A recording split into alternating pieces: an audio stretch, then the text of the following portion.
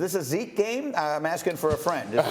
Is this a Zeke game for them, or is this a Dak game? Well, it definitely could be, right? Like, Dak's coming off of an injury, so we understand that. The thing about Dallas is, they have different game plans for different people who they play, right? So we saw in week 1, Zeke, it wasn't a Zeke game because Tampa Bay has the #1 running defense. And we saw a few weeks ago, really for a 4-week span, it was a Zeke and Tony Pollard game. They were averaging 200 yards a game. And so for me, I would say yes, this could be a Zeke game for sure against the Broncos. The Broncos defense hasn't been as good as we would have thought or would have hoped under Vic Fangio and Ed Donatel. And so, yeah, if you want to go Zeke in your little fantasy thing, throw Zeke in there. Yeah, that would be the DraftKings question and my little fantasy thing. And then the other piece of that is the Broncos just traded away Von Miller this week, so there may be a degree to which they are feeling, those guys feel a little bit demoralized. That said, RC, as we look at the Packers and the issues that they're having, as we look at just how vulnerable the Bucs looked last week, as we see the Cardinals and the Rams who will have to fight it out against each other and others in a pretty good division, and the Cowboys kind of cruising along. Right now, do you feel like they have the inside track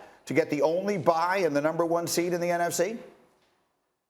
I absolutely do. And listen, it's not like the Cowboys don't have deficiencies. Until last week, they had given up far too many yards defensively, but we saw a change with Jaron Kearse becoming the play caller and being the guy in front of the huddle. And now Michael Parsons running free at the inside linebacker position. We saw them play a little bit more zone because of Thielen and Jefferson on the outside. And so this defense also showed us that they can morph into different things while still getting pressure on the quarterback. And we saw an offense that absolutely looked terrible last year with Andy Dalton replacing Dak Prescott. I once said, it was like bacon to turkey bacon when we were talking about what this offense looked like, and they didn't seem that way against the Minnesota Vikings. Amari Cooper and CeeDee Lamb continued to make plays. Obviously, Ezekiel Elliott made timely runs. This is a complete football team. This is a team that has ascended now that Dan Quinn, another head coach, is a part of that staff and the way that he's changed that defense. This team not only, to me, has the inside track to the #1 seed,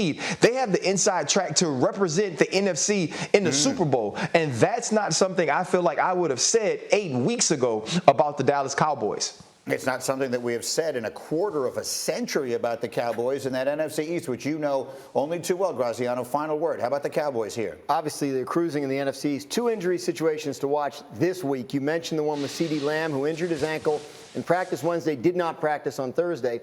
And then left tackle Tyron Smith. We've talked on this show about how important he is to that offense.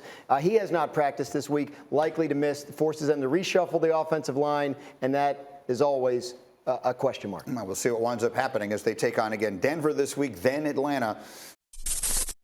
Thanks for watching ESPN on YouTube. For live streaming, sports, and premium content, subscribe to ESPN+.